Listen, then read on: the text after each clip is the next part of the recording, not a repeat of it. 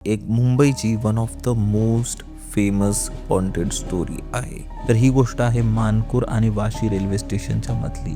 मंदा पाटणकर ती रात्री कामावरून तिच्या घरी येत होती. ती लेट ट्रेन बऱ्यापैकी शांत होती, म्हणजे जास्त कोण लोक नव्हते. त्यांनी अचानक तिच्या डब्यात काहीतरी लूटमार करणारे चोर वगैरे शिरले. सुरुवातीला तिने तिचे पैसे दागिने वगैरे त्यांना द्यायचं, म्हणजे तिने सरेंडर केलं, पण त्यांना काहीतरी अजून हवं होतं तिच्यापासून.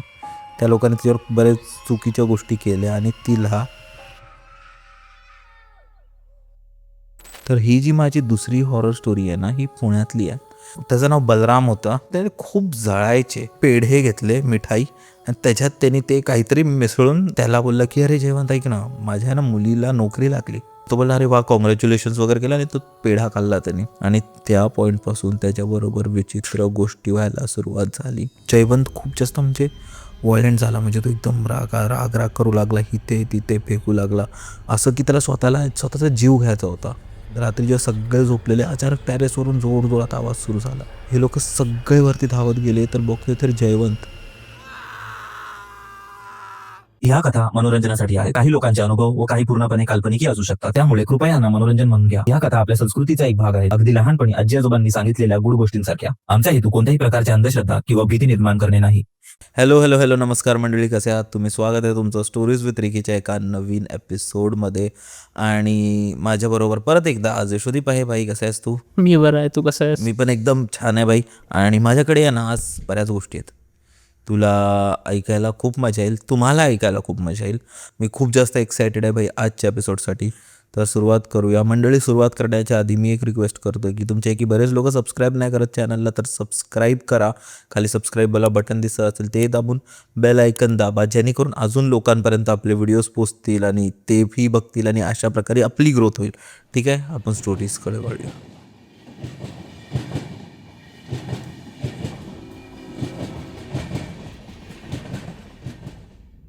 भाई आपली जी पहिली गोष्ट आहे ना, ती आपली एक मुंबईची one of the most famous haunted story आहे. ह्या गोष्टीला महाराष्ट्राच्या बऱ्याच न्यूजपेपरमध्ये आली आहे. मला वाटतं टी व्ही चॅनलमध्ये पण आली. म्हणजे ही गोष्ट एक 1980 त्या काळातली आहे, आणि त्यावेळी ही बरीच फेमस गोष्ट होती. तू एक नाव ऐकलं आहे, मंदा पाटणकर. हिची आत्मा अजूनही मुंबईच्या लोकल ट्रेनमध्ये फिरते. अजूनही फिरते? सांग ना, मला ऐकायची आहे. कोणती गोष्ट आहे ती? तर ही गोष्ट आहे मानपूर आणि वाशी रेल्वे स्टेशनच्या मधली. 1980 ह्या काळातली गोष्ट आहे. मंदा पाटणकर करून एक मुलगी होती, 21-22 वर्षाची मुलगी होती. ती रात्री कामावरून तिच्या घरी येत होती. रात्रीचा उशीर झाला होता. त्यावेळी एकदम जुन्या ट्रेन असायच्या, माहिती आहे ना आपले जुन्या मुंबई लोकल. हो, एकदम जुने लोकल.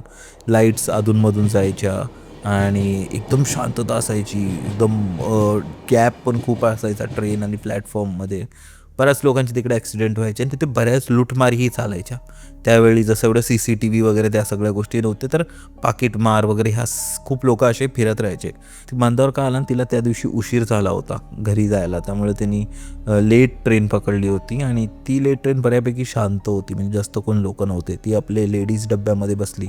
पण त्या काळी एवढ्या काही जास्त बायका कामावर वगैरे एवढ्या लेटपर्यंत नाही थांबायच्या. म्हणजे अजूनही जास्त नाही, पण आता तरी कॉमन झाले, पण त्यावेळी तर अजिबात नाही. ती आली, येत होते, आणि अचानक तिच्या डब्यात काहीतरी लूटमार करणारे चोर वगैरे शिरले. सुरुवातीला तिने तिचे पैसे दागिने वगैरे त्यांना द्यायचं, म्हणजे तिने सरेंडर केलं, पण त्यांना काहीतरी अजून हवं होतं तिच्यापासून.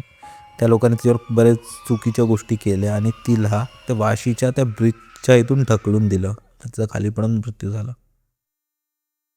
आणि अजूनही असं म्हटलं जातं की एक ट्रेन आहे, स्पेसिफिक एक ट्रेन आहे, तिथे तिची आत्मा अजूनही रोज चढते. ती नॉर्मल मुलीसारखी दिसते, जशी ती त्या काळी दिसायची. ती चढते, वाट बघते, आणि जसंच मानकूर येतं ती उभी राहते, गेटजवळ जाते, आणि जसंच ब्रिज आला ती उडी मारते. लोक ओरडतात, बघतात. जोही त्या ट्रेनमध्ये असतो ना, ओरडतात, शॉक होतो. पण जेव्हा ते तिथे जाऊन बघतात त्यांना काहीच दिसत नाही. आणि असं बऱ्याच लोकांबरोबर होतं, त्यांना हे सगळ्या गोष्टी दिसतात, पण नंतर माहिती पडतं की भाई तसं काही नव्हतं. आता एकतर हा त्यांचा भास असू शकतो, नाहीतर मंदा पाटणकरची आत्मा अजूनही रोज त्या ट्रेनमध्ये चढत असेल. बापरे!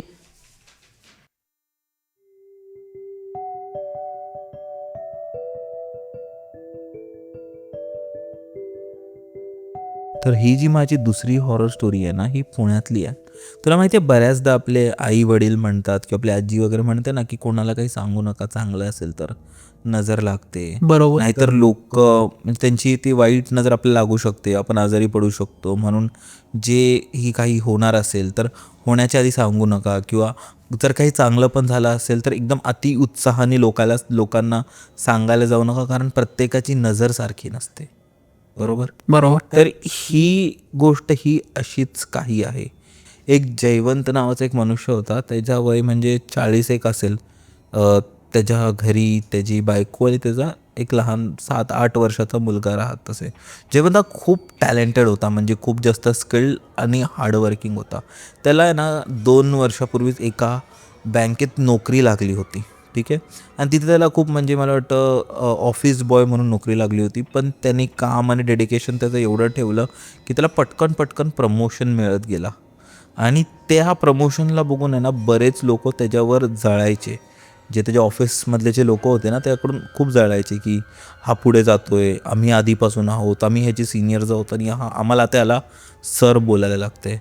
तर असंच काही झालं. मार्चचा महिना सुरू होता आणि अगेन त्याच्या हार्डवर्कमुळे जयवंतला परत एक मोठा प्रमोशन मिळाला मॅनेजर लेवलचा. ठीक आहे.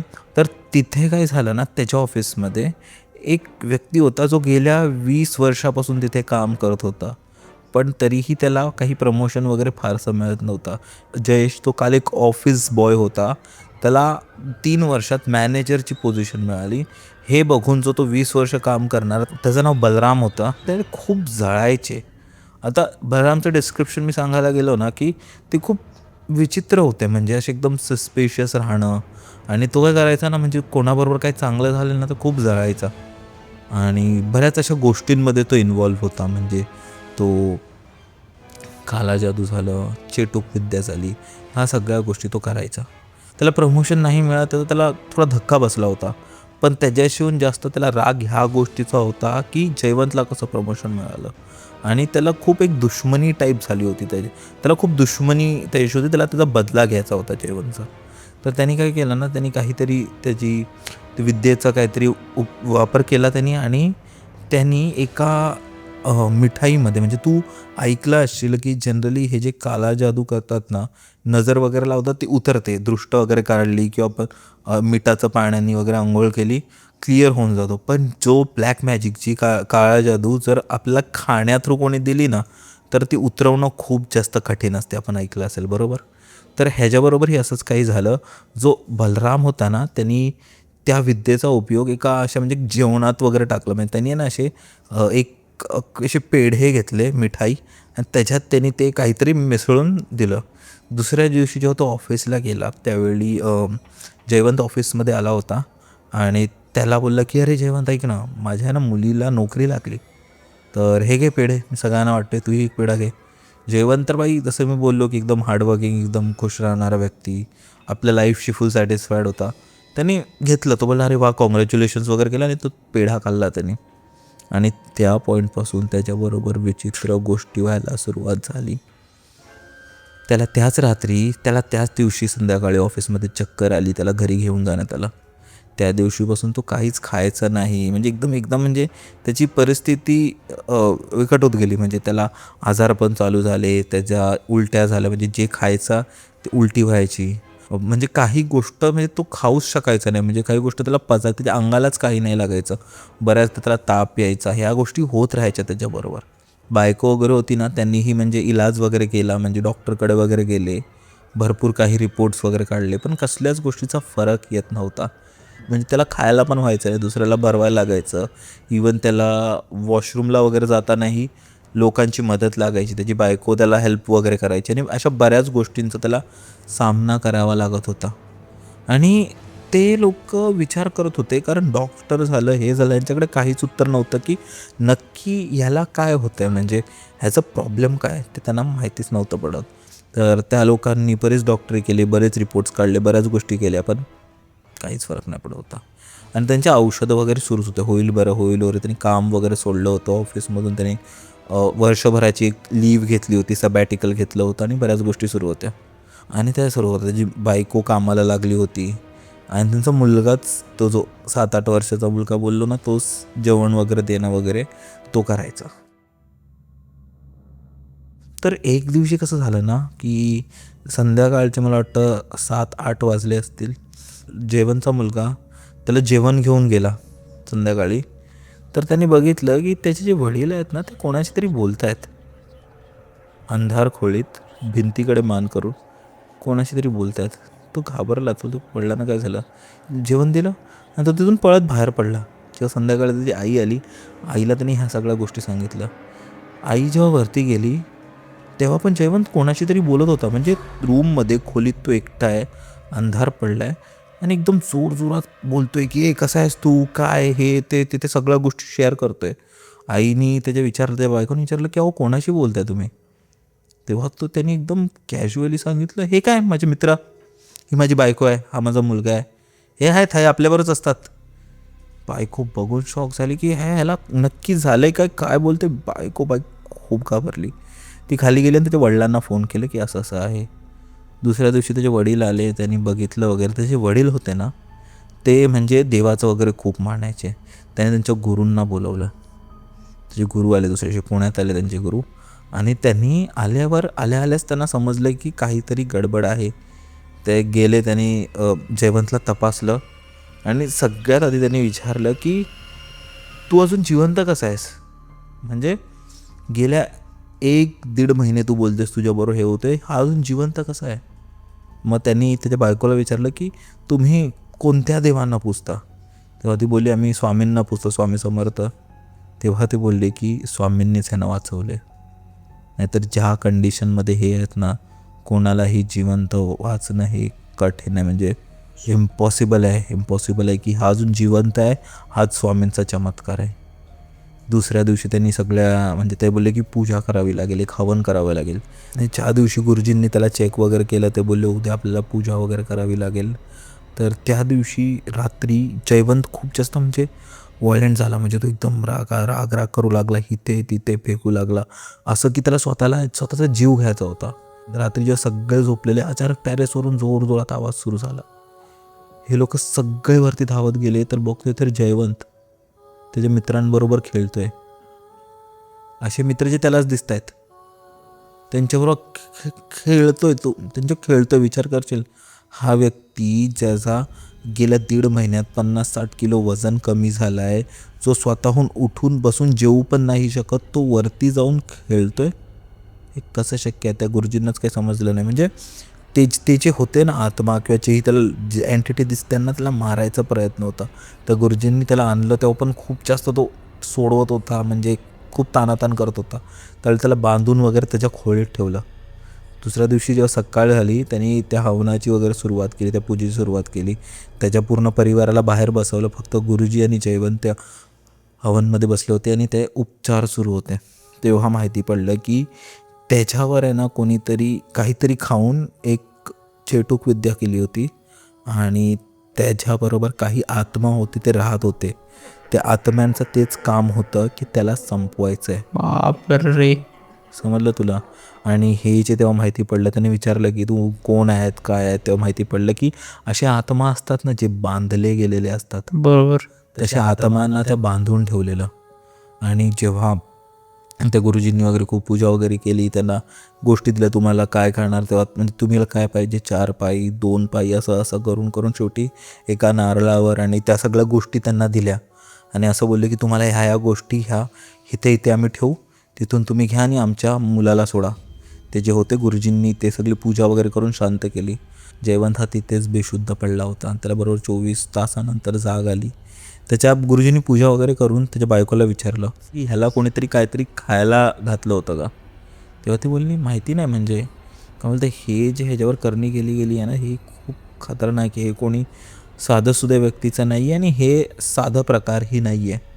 तेव्हा जेव्हा ते 24 तासानंतर बरे झाले, 2-3 आठवड्यानंतर, म्हणजे जे एकदम प्रॉपरली थोडं फिट आणि फाईन झाले, तेव्हा त्यांच्या बायकोने विचारलं की तुम्हाला असं काय झालेलं का. तेव्हा तो बोलला हां, म्हणजे मी खाल्लं होतं. माझ्या ऑफिसमधले एक जे म्हणजे जे आधी माझे सिनियर होते, त्यांचं नाव बलराम, मी बोललो ना, त्यांनी त्यांच्या मुलीचं काहीतरी झालं होतं, जॉब लागली होती, तर त्यांनी मला पेढे पेढे खातेच, खायला बाकी दिले तर होते. हे नाही. तेव्हा ती बोलली की त्यांनीच तुमच्यावर ह्या सगळ्या गोष्टी केल्यात, करणी केली. आणि तो दिवस होता की त्यांनी ती नोकरी पण सोडली, त्यांनी तिथे राहायचे ते पण सोडलं आणि एकदम कम्प्लीट वेगळं राहू लागले. आयसोलेशन मध्ये गेला. ते पण नाही, पण परिवाराला शेवटी टेन्शन असतं ना की जाऊ दे नोकरी काही नसली तरी चालेल, पण आपला माणूस हवा. आणि इथे म्हणजे एक आपण बोलतो ना की इथे आपल्याला शिकायला हे मिळतं की आपण ज्या देवाला मानतो ना त्यांची श्रद्धा म्हणजे त्यांच्यावर श्रद्धा असावी देवावर. जसं इथे त्याच्यावर खूप वाईट गोष्टी होत होत्या तरी पण स्वामींनी त्याला वाचवलं, नाहीतर खूप कठीण होतं त्यांच्याबरोबर. म्हणून तर आपली आई बोलते की देवाचं केलं पाहिजे. म्हणजे ही गोष्ट म्हणजे ही तेच आहे की म्हणजे ही जस्ट गोष्ट मी पण ऐकलेली, मलाही गूस बम्प्स आले होते.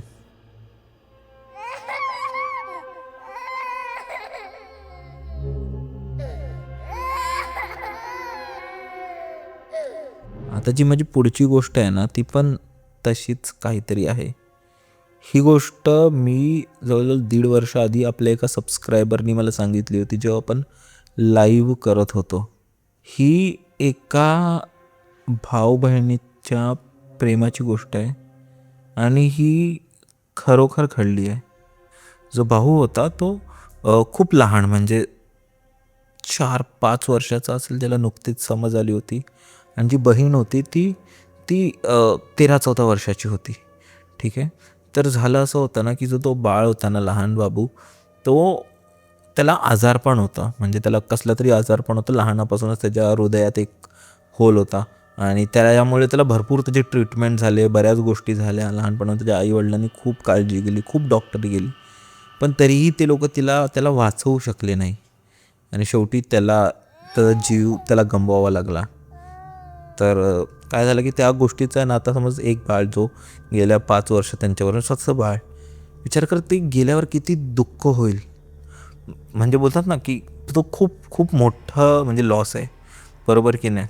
आणि आईवडिलांचं तरी पण म्हणजे दुःख तर आहेच, पण आईवडिलांचं तरी पण ठीक आहे कारण ते समजदार आहेत, म्हणजे त्यांना अक्कल आहे. पण त्याची जी मोठी बहीण होती ना, ती विचार कर ती फक्त 13-14 वर्षाची होती.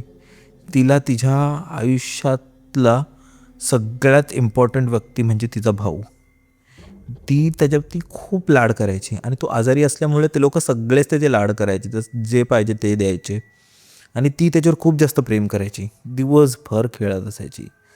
जेव्हा तो गेला ना तिला सगळ्यात जास्त धक्का बसला की हे काय झालं माझ्याबरोबर, कसं झालं आणि हे नक्की काय आहे. तिला कोण जाणं हेच समजत नव्हतं की नक्की हे असतं काय, कारण ते एवढ्या लहान वयात आपण बघतसुद्धा नाही, म्हणजे समज नसते आपल्याला, बरोबर.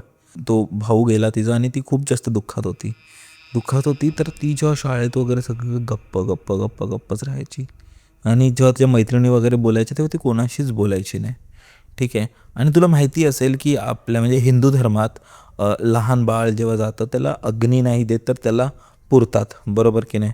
तर त्याला पण पुरलं होतं आणि जेव्हा त्या सगळ्या विधी चालल्या होत्या ना तेव्हा त्याची मोठी बहीण ही तिथे होती. तिने सगळं बघितलं होतं. तिला माहिती होतं की तिच्या भावाला कुठे त्याची अंत्यसंस्कार वगैरे तिचे कुठे गेलेत तिला माहिती होतं.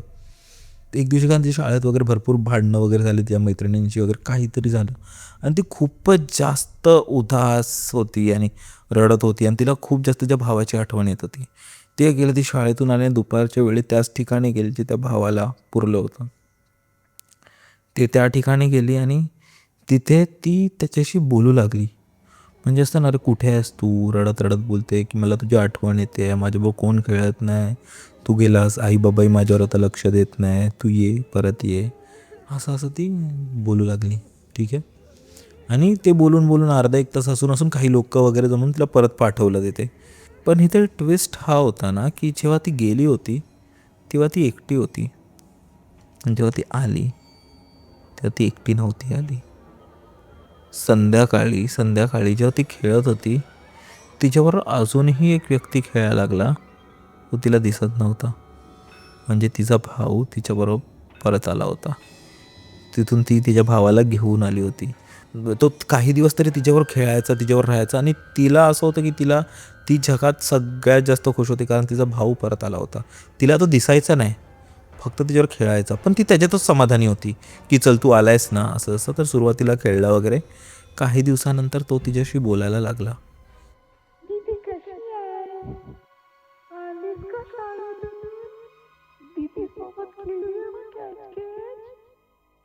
ती पण बोलायची, खेळायची, एकटी एकटी राहायची आणि खुश राहायची. आईवडिलांना वाटलं की चला फायनली ही आता विसरते आणि ही परत नॉर्मल ह्याच्यात येते. पण तुला माहिती असेल, तू ऐकलं असेल की जेव्हा एखादा माणूस जातो ना, तेव्हा तो आपला नसतो. माणूस जोपर्यंत ह्या पृथ्वीवर आहे आणि जो जो जिवंत आहे तोपर्यंत आपला. गेलेला कोणताही व्यक्ती आपला नसतो. तर तो जो तिचा भाऊ होता ना, नंतर जेव्हा तिच्याशी बोलायला लागला तेव्हा तो तिला बोलायचा, चाल ना दीदी, मी तुला घेऊन जातो माझ्यासोबत. आपण जाऊ तिथे, आपण खेळू तिथे. चल ना, तू उडी टाक. नाही ते उडी टाक. हे घे हे म्हणजे तो तिला आहे ना प्रोत्साहित करायला लागला. त्यांना त्या गोष्टीला कंटाळायला लागली हळूहळू, कारण हा रोज तेच बोलायचा. आता तो तिच्याशी खेळायचा कमी आणि तो जबरदस्ती जास्त करतो. तो 5 वर्षाचा मुलगा हिला रोज त्रास द्यायचा की तू इथून उडी मार, इथून जम्प कर, तू इथून जम्प कर. आणि ह्या गोष्टी तिला त्रास व्हायला लागला. म्हणजे ती आता परत, आणि तिचं असं होतं की नाही, मी तू बाबांना नाव सांगणार. आणि तेव्हा तो बोलला की जर तू बाबांना सांगितलंस ना तर मी त्यांना पण घेऊन जाणार, मी त्यांना पण मारून टाकणार. असं मग तो लहान मुलगा तिला धमकी द्यायचा, तिची आत्महत्येची बोलायची. आणि तिला काही समजायचं नाही की नक्की काय करू, हे करू ते करू. आणि हे दिवसेंदिवस खूप वाढत गेलं. आणि त्या मुलीला असं, तिने ऑलरेडी तर भाऊ गमावला, दुःख होतं. आणि तिला ह्या गोष्टीचा, आईवडील जाणं ह्याची अजून भीती होते, म्हणून तिने काहीच सांगितलं नाही. पण एक दिवशी ती नेहमी त्याच्या मैत्रिणींना वगैरे सांगायची की असं आहे, माझा भाऊ आलाय, हे आलाय, ते आलंय. पण एक दिवशी माहिती नाही काय झालं, तो कोणता काळ होता, त्या 14 वर्षाच्या मुलीची डेड बॉडी त्यांच्या ग्राउंडवर सापडली. तिने वरून उडी मारली होती. बापरे. आणि तिचे आई वडील दोन्ही पण म्हणजे ते आपल्या आयुष्यात सगळं काही गमावून बसले होते. 2 मुलं गेले. म्हणून आपण बोलतो ना की बऱ्याचदा आपल्याला एक व्यक्ती हवी असते, पण ती कोण आहे ते आपल्याला माहिती नाही. तो खरोखर तिचा भाऊ होता की की दुसरी आत्मा होती जिने त्याचं रडणं ऐकलं तिथे स्मशानात आणि तसंच वागायला लागला जसं तिचा भाऊ वागत असेल. बरोबर. आणि अशी काही गोष्ट तिच्याबरोबर घडली, त्यांच्या परिवाराबरोबर घडली.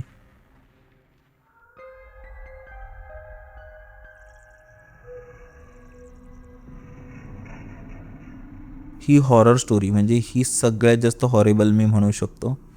ही हॉरर स्टोरी आहे. एक ॲनिटा डेक करून एक बाई होती.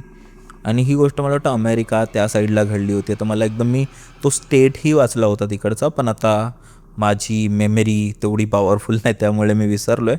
पण ही गोष्ट आहे भाई अनिटा डेक म्हणून एका बाईची. ही बाई सगळ्यात जास्त क्रूर बाई होती. असं म्हणतात की जेव्हा ती तरुण होती ना, ती सगळ्यात सुंदर दिसायची. आणि तिचा जो हास्य होता, तिची स्माईल होती ना, तिच्यावर लाखो लोक फिदा होती. लाखो लोक नाही म्हणजे असं बोलायला बोलतोय मी, पण ती तिच्या एरियामध्ये वगैरे बरं पॉप्युलर होती, कारण सुंदर दिसायची. प्रत्येक मुलाला तिच्याबरोबर लग्न करायचं होतं, बरोबर. आणि तिचे बरेच असे बॉयफ्रेंड्स वगैरे राहिले होते इन पास्ट, असं बरंच चाललं होतं. पण मी बोलतो की ती one of the most inhuman activity करायची. म्हणजे मनुष्य असे काही गोष्टी करणारच नाही ज्या ती करायची. तिचा जर मी तुला खरा फोटोही दाखवला तरी ती खूप खूप विचित्र दिसते. म्हणजे तिची जर लास्ट स्माईल बघितलीस ना, तेही बघून तू घाबरून जाशील, एवढी खतरनाक आणि एवढी वाईट होती. ॲनिटा डेकचं असं होतं ना, तिने 6 वेळा लग्न केलं होतं. तिचे 6 नवरे होते. आणि तुला माहिती आहे ती तिच्या नवऱ्यांबरोबर काय करायची? ती लग्न झाल्यानंतर काही महिने त्यांच्यावर थांबायची, त्यांचा वापर करायची. आणि जर कोणती एक गोष्ट तिला नाही पटली तर ती त्याच नवऱ्याला मारायची आणि त्याचे तुकडे तुकडे तुकडे करून जे तिचे पाहुणे यायचे ना त्यांना खायला द्यायची. बापरे. त्यांच्या जेवणात टाकून द्यायची. तुला माहिती आहे वेस्टर्न कल्चरमध्ये खूप नॉर्मल आहे की लोक डिवोर्स करून दुसरे लग्न करतात. 2, 3, 4, 5 लग्न होणं हे कॉमन आहे तिथे, बरोबर. तर ती जेव्हा दुसरा लग्न करायची ना, म्हणजे दुसरा एक शोधून ठेवायची, कारण तिचे बॉयफ्रेंड्स खूप असायचे. तर लग्न करायचे तेव्हा जेव्हा त्यांचा तो फेस्ट असायचा, जेव्हा त्यांचं गेट टुगेदर असायचं ना, त्या लोकांनाही तिच्या गेल्या नवऱ्याचे बॉडी पार्ट्स जेवणात टाकून द्यायची, मांस जेवणात टाकून द्यायचे आणि ते लोक खायचे. आणि हे चालूच होतं. आणि ती त्यांना स्वतःही खायची. तिला मांस आवडायचं, माणसाचं मांस वगैरे खायला आवडायचं तिला. आणि हे तोपर्यंत सुरू राहिलं जोपर्यंत 6वा नवरा, मी जर नाव विसरलो, 6व्या नवऱ्यानी जेव्हा तो त्याच्या रूममध्ये साफसफाई करत होता, काहीतरी करत होता, आणि तिला ॲनिटाची एक डायरी मिळाली आणि त्या डायरीमध्ये तिने सगळ्या गोष्टी लिहून ठेवल्या होत्या. आणि त्याने ते वाचताच तो सगळ्यात जास्त घाबरला. म्हणजे किंचाळायचं होतं, पण त्याने तोंड कपटून काही नाही झालं असं त्याने प्रिटेंड केलं आणि ॲनिटासमोर जाऊन सगळं नॉर्मल आहे असं तो जाऊन होता. आणि समोर बघितलं तर काही लोक, त्यांचे पाहुणे वगैरे आले होते आणि त्यांना जेवण वाढत होती ॲनिटा. आणि ह्यालाही जेवण वाढलं. आता ह्याला माहिती आहे की त्या जेवणात काय आहे, आणि तो जेवण खात नव्हता. हे ॲनिटाने बघितलं की या खात नाही आहे. तितक्यात ॲनिटा त्याच्या जवळ आली आणि त्याला बोलली, यू आर द नेक्स्ट. बापरे. तो तिथून घाबरला. तो तिथून उठला आणि धावत पोलीस स्टेशनकडे गेला. ॲनिटाई चाकू घेऊन त्याच्या मागे मागे पळाली, पण तो जोरात धावला, पोलिसांकडे गेला. आणि थोड्या वेळाने पोलीस वगैरे आले. त्याचं घर वगैरे तपासलं, त्यांना काहीच सापडलं नाही. आणि मग पोलिसांना सापडलं की त्याच्या घराच्या खाली एक बेसमेंट होता. आणि बेसमेंटमध्ये तिने अशा तिचे जे 5 नवरे होते ना, त्यांची बॉडी ठेवली होती एकावर एक. आणि ती रोज तिथून त्यांचा एक मांस काढायची, खायची आणि अशाच गोष्टी व्हायच्या. तर हे मला वाटतं ही तिचं काहीतरी एक राक्षसी प्रॅक्टिस असते ना, काहीतरी पूजा आणि काय माहिती नाही कोणती विद्या तिला आहे, पण त्या बाईला जेव्हा तू बघशील ना, म्हणजे काहीतरी आहे. म्हणजे ती काहीतरी लपवते आणि काहीतरी ती वेगळंच विचित्र करत होती असं वाटलं. तू अजून एक गोष्ट बोलला होता की एक माणूस माणसाला खाल्लं होतं. तुला खरं बोलणं तर मला हे जे ट्रू क्राईम जे घडल्यात, म्हणजे असे जे घडल्यात, खून केलं आहे कोणी कोणाचा, तर त्यांच्या डोक्यात काय चाललं आहे हे माझं one of the favourite genre आहे. म्हणजे मला अभ्यास करायला आवडतं, मला वाचायला आवडतं, क्युरिओसिटी आहे. क्युरिओसिटी पण आहे. एक्झॅक्टली. आणि मी बरेच असे वाचत असतो फ्री टाईममध्ये. पण असं होतं की मी ह्याच्या आधी टाकलेत पण आहे, पण मला माहिती नाही की आपल्या ऑडियन्सला ते केवढं आवडेल.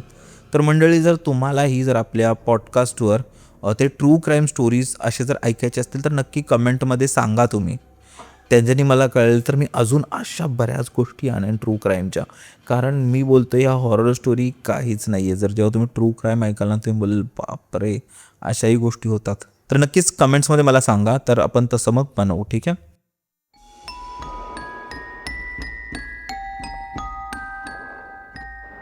तर भाई, ही जी माझी आता गोष्ट आहे ना, ही जेव्हा मी वाचली होती खूपच जास्त भयानक आहे ही गोष्ट. तू कधी भूतांबरोबर लपाछुपी खेळलायस? नाही. पण तुला हे ऐकून कसं वाटेल की लोक ॲक्च्युअली एका आत्म्याबरोबर लपाछुपी खेळतात. जे आपण लहानपणी आपल्या मित्रांबरोबर खेळायचो ना, की तू लपलायस ते तुला शोधतायत. पण हे कसं वाटेल की तू लपलायस आणि भूतं तुला शोधतायत, आणि जर तू त्यांना सापडलास तर तुझा गेम ओव्हर. ही खरोखर एक गोष्ट आहे. हे खरोखर एक प्रॅक्टिस आणि एक ॲक्टिव्हिटी आहे जी जपानमध्ये केली जाते. तर ह्याचं जॅपनीज नाव आहे हितोरी काकुरेन्बो. ह्याचं म्हणजे भूतांबरोबर लपाछुपी. तर आता हा गेम आहे जो ॲक्च्युली खूप लोकांनी जपानमध्ये खेळला आहे. तिकडच्या बऱ्याच सोशल मीडिया साईटवर ह्याचे स्टोरीज आहेत की लोक ह्याच्यातून वाचलेत, काही लोक मेले आहेत आणि बऱ्याच गोष्टी आहेत त्याच्यात. ठीक आहे. तर ही गोष्ट आहे ना, एका जिम नावाच्या एका मुलीबरोबर घडली होती.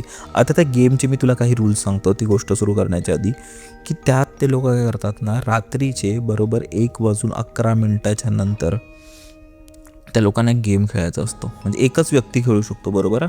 आणि हा गेम खेळण्यासाठी तुझ्याकडे एक बाहुला पाहिजे, म्हणजे एक सॉफ्ट टॉय पाहिजे. आणि त्या सॉफ्ट टॉयला सुरुवातीला तर तुला फाडायचं आहे, पूर्ण फाडायचं आहे. आणि त्यातून जो तुझा कापूस असतो ना तो बाहेर काढायचा आहे. त्या कापसाच्या जागे तुला राईस भरायचं आहे, भात, कच्चा तांदूळ तुला त्या ह्याच्यात टाकायचे आहेत. आणि तांदळा सकट तिथे तुला तुझ्या एका स्किनचा पार्ट त्याच्या आतमध्ये टाकायचा आहे. ठीक आहे. स्किनचा पार्ट आतमध्ये टाकायचा आहे आणि 1-2 रक्ताचे ठेंब तुला त्यात टाकायचे आहे. आणि त्याला मग एक लाल दोऱ्याने शिवायचं आहे. फाडलेले जे आहे ना लाल दोऱ्याने त्याला त्या बाहुलीला तुला शिवायचं आहे. आणि त्यानंतर तुला काय करायचं आहे की तुला तुझी टी व्ही ऑन करायची आहे आणि टी व्हीमध्ये माहिती तुला स्टॅटिक येत यायचे ना आधी जेव्हा केबल जायचा आपला तर कशा मुंग्या यायच्या तर असं बोलतात ते स्टॅटिक आहे ना एक चॅनल आहे जिथून एक विश्वातून दुसऱ्या विश्वात लोक येऊ शकतात. तर असं समोर त्या बाहुलीला त्याच्या समोर ठेवायचं आहे एका पाण्यात. ठीक आहे, एक टब ठेवायचं आहे, टबमध्ये पाणी टाकायचं आहे आणि त्या पाण्यात तिला ठेवायचं आहे. ठीक आहे, आणि काहीतरी एक मंत्र आहे ते मी आता इथे नाही बोलणार कारण जर कोणी ट्राय केलं तर ते त्यांच्यासाठी खूप भारी पडू शकतो आणि अशा मंत्रांना मला नाही वाटत की आपल्याला छेडलं पाहिजे. तर असं झालं की ते तुला त्या टबमध्ये ठेवायचे, ती बाहुली ठेवायची आहे आणि मग तुला तुझी डाईंग घ्यायची आहे.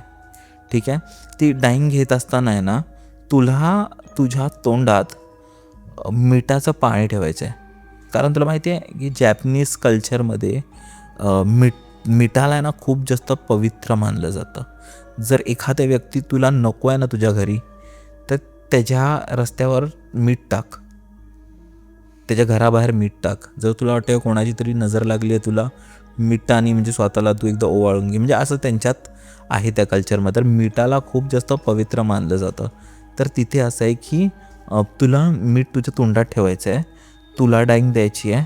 त्याच्यानंतर ते भूत, ती आत्मा डाईंग देणार, ती बाहुली डाईंग देणार आणि जर तू सापडलास आणि जर तुला गेम एंड करायचं आहे तर तुला ते मिठाचं पाणी त्याच्यावर थुकायचं आहे आणि मग गेम एंड होणार. तर एक जी जिम नावाची मुलगी येतं ना ती असंच इंटरनेटवर वाचवत त्याच्याबद्दल तर वाटलं काय पकाव आहे म्हणजे काय पण चालू आहे असं तसं तिचं म्हणणं होतं. तिने काय केलं की ती बोलली की मी खेळणार. तिच्याकडे काय अभ्यास वगैरे नव्हता, असाइनमेंट्स वगैरे नव्हते त्या दिवशी, तर ती बोलली खेळणार. तर तिने काय केलं, तिची ती बाहुली घेतली, तिला कापलं, राईस टाकलं आणि तिने सुईनी थोडंफार रक्ताचे ठेब आणि एक नख किंवा काहीतरी स्किन टाकली. आता कसं आहे ना की जेव्हा तू त्याच्यात राईस आणि हे टाकतोस ना, राईस आणि काय बोलतं राईस आणि स्वतःचा एक भाग, तर तू एक एक एक मीडियम क्रिएट करतोयस भूताला तुझ्यापर्यंत पोचण्याचं. मग तिथे जर कोणतीही आत्मा त्यावेळी ॲक्टिव्ह असेल तर ती त्या बाहुलीमध्ये येईल. कारण जेव्हा तू त्या बाहुलीमध्ये स्वतःचं रक्त टाकतोस ना तर एक त्याच्यासाठी एक माध्यम तयार होतो. तर जोही आजूबाजूला आत्मा असते ती येते. तर तिने बघितलं, तिने त्या सगळ्या गोष्टी केल्या, तिने लाल धाग्याने शिवला आणि तिला फक्त ट्राय करायचं होतं आणि तिने आपल्या टी व्हीवर ते स्टॅटिक लावले आणि समोर ठेवून दिला आणि जाऊन लपली आणि तिला बोलली कॅन यू फाइंड मी असं बोलतात ना, आय एम रेडी. बरोबर, असं अशी स्टार्ट बोलली करायसाठी. स्टार्ट करूया, आय एम रेडी. सुरुवातीला तर तिला बाहुलीला शोधायचं होतं ना, त्या टबमध्ये बाहुली होती, तिला शोधायचं. ती बोलली मी डाईंग द्यायला जाते, आय कॅन फाइंड यू. 1 2 3 आणि 10पर्यंत काउंट केलं. शुड आय कम दोनदा बोलून ती आली. ठीक आहे, आली आणि तिने बघितलं त्या रूममध्ये तर ती बाहुली बरोबर तिथेच होती. समोर टी व्हीचं स्टॅटिक चालू होतं आणि टबमध्ये पाण्यात ती बाहुली होती. ती बोलली की कायच आहे, पण त्याच्यानंतर जे तिच्याबरोबर होणार होतं हे तिने स्वप्नातही विचार नव्हतं केलं. ती लपली आणि बोलली नाव इट्स युअर टर्न, म्हणजे आता तुझी डाईन घेण्याची बारी आहे. आणि जशीच ती बोलली ती 2 मिनटं लपून बसली. बघते तर काहीच होत नाही आहे, सगळं काही नॉर्मल चाललं आहे. तिला वाटलं की हे इंटरनेटवरती आहे ना फेकणारे लोकच खूप असतात. 5 मिनटं थांबली, लपून थांबली. तिला थोडी भीती पण वाटत होती ना, व्हॉट इफ हे खरं निघालं तर ती उठली आणि काहीच आवाज नव्हते, काहीच हालचाल नव्हती होत, काहीच नाही. ती बोलली की फेक. उठली, परत त्या रूममध्ये गेली. त्या रूममध्ये जाऊन तिने बघितलं ती बाहुली जी त्या टबमध्ये अशी पडलेली होती ती आता उभी राहिली आणि टी व्हीकडे बघत. हे बघताच ती घाबरली आणि परत रूममध्ये घुसून गेली तिच्या दुसऱ्या रूममध्ये. आणि मग त्याच्यानंतर ते हळूहळू पावळ्यांचे आवाज, तिला हळूहळू पायाचे आवाज येऊ लागले. तिला असं वाटू लागलं की एक छोटं एक कुत्र्याचं पिल्लू कसं असतं ते कसं खेळतं ना, तर त्याचा आवाज येऊ लागलं तिला अवतीभोवती. आणि तुला माहिती आहे की जपानमध्ये घरं जे असतात ते लाकडाने बनवले जातात, तर तिथे आवाज जोरात येतात. तर तिला ते आवाज येऊ लागले रात्रीच्या 1:30 वाजता. आणि तुला बोलू तर घरी ती एकटीच होती फक्त. बापरे, हे तर तिला आवाज येऊ लागले, तिला गोष्टी होऊ लागल्या. तिला नेहमी असं होतं की असे थोड्या वेळ तरी आवाज आले, त्यानंतर तिला अचानक एक गोष्ट ऐकायला आली.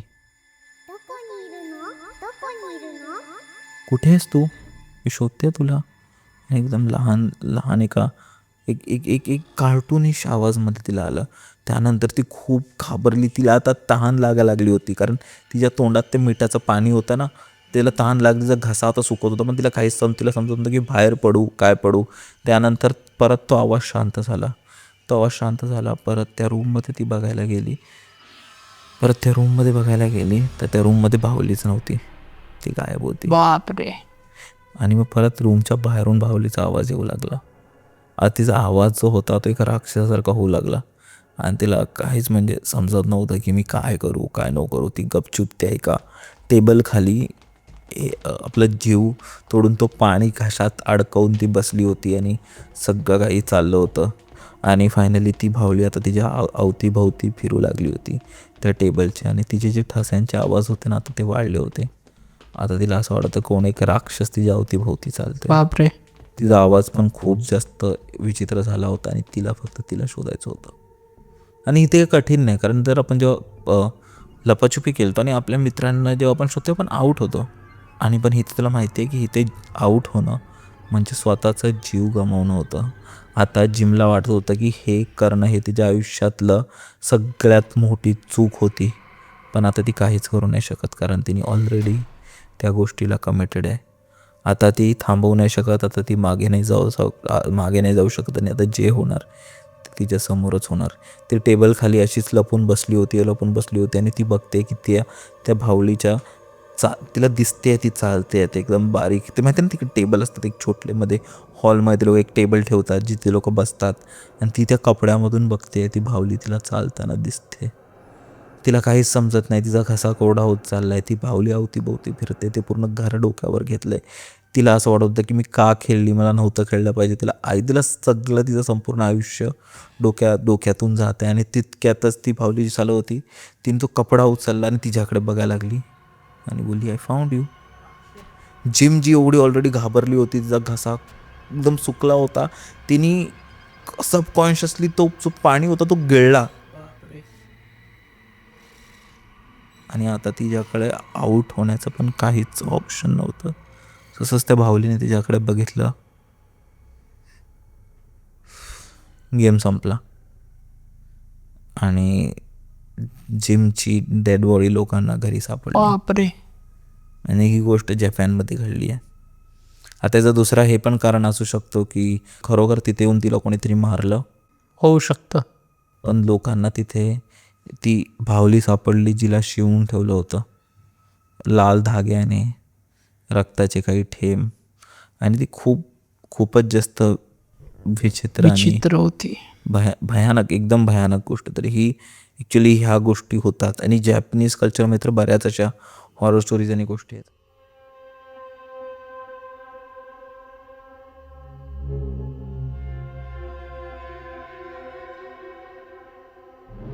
तर माझ्याकडे जी बाई पुढची गोष्ट आहे ना, ही मला माझे मित्र निखिलने सांगितली होती.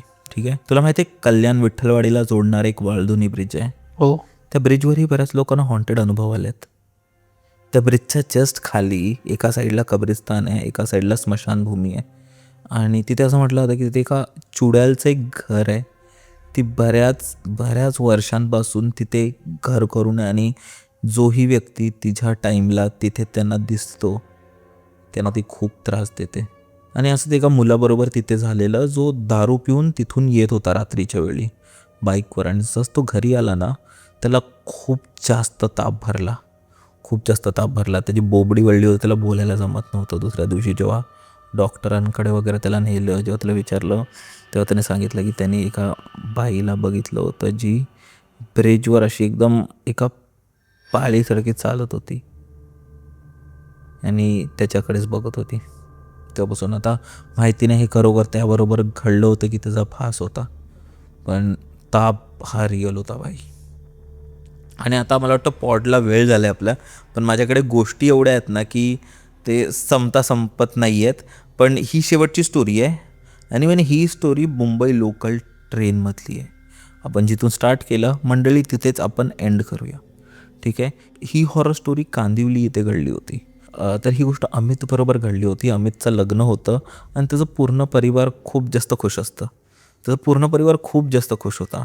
अमितही खूप जास्त खुश होता. त्याचं प्रेम होतं आणि ते बरंच 5-6 वर्ष चाललं होतं त्याचं प्रेम, ठीक आहे.